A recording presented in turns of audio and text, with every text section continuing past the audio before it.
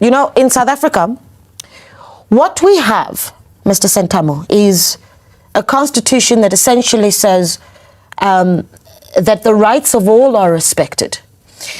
And we protect some of the most vulnerable, but we also protect the LGBTIQ community. It's difficult to speak to a leader of Uganda and not raise that, because to much of the world, Uganda is looked at as the country that has said, we will throw you in prison for being gay. Where do you position yourself in that discussion? There comes the LGBT question again.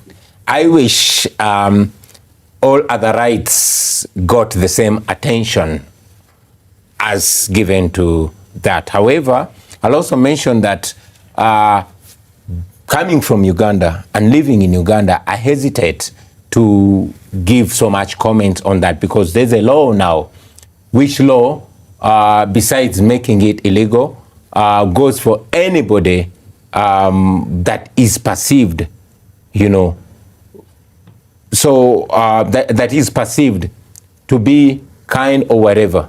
So it's important to also mention for me that in Uganda, the LGBT question is not only a social or moral question, but it's also a political issue, effectively used by General Museveni's regime.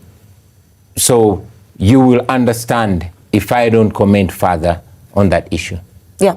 You say that it's, and just we don't necessarily need to go into it if you can't go into it, but you say that it's a political tool. Yeah. How has it been used? Well, it was first brought up in 2014 by the regime, and it's brought up again, and it's what General Museveni throws up again, throws around again. If he's not throwing out the foreign agent question, claiming that, oh, the opposition in Uganda is sponsored by foreigners. They say, oh, the opposition in Uganda is sponsored by LGBT, etc., etc. So they hope to frame a law and then find a way of squeezing its opponents in that law.